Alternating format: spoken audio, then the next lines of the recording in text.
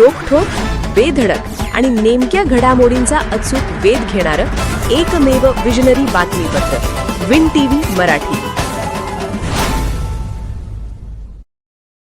मुरगुड शहरात अतिक्रमण हटाव मोहीम तीव्र, नगरपालिकेची कारवाई.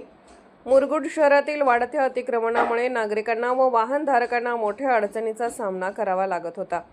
या पार्श्वभूमीवर मुरगुड नगरपालिकेच्या वतीने आज शहरातील बाजारपेठ परिसरात फुटपाथ व रस्त्यावरील अतिक्रमणे हटवण्यासाठी विशेष मोहीम राबवण्यात आली. या कारवाईमुळे मुरगुड बाजारपेठेने अक्षरशः मोकळा श्वास घेतल्याचे चित्र पाहायला मिळाले.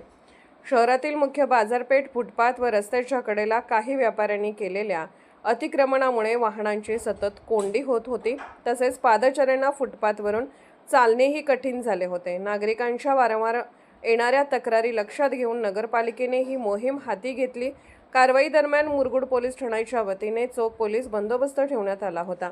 प्रशासनाच्या सूचनेनंतर अनेक व्यापाऱ्यांनी स्वखुशीने अतिक्रमणे काढून घेत प्रशासनाला सहकार्य केले. त्यामुळे ही मोहीम सुरळीत पार पडली. सध्या मुरगुड शहरातील जवाहर रोड येथे रस्त्याच्या विस्ताराचे व दुरुस्तीचे काम सुरू आहे. या कामामुळे बाजारपेठ परिसरात वाहतुकीचा ताण वाढला आहे.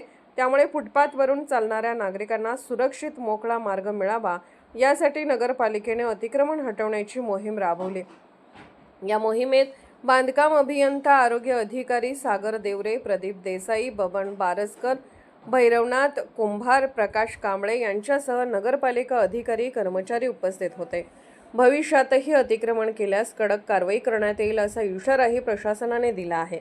या कारवाईमुळे बाजारपेठ परिसरातील वाहतूक काही प्रमाणात सुरळीत चालू झाली असून नागरिकांनी या उपक्रमाचे स्वागत केले आहे. विन टीव्ही मराठीसाठी मुरगुडहून गणेश भाट.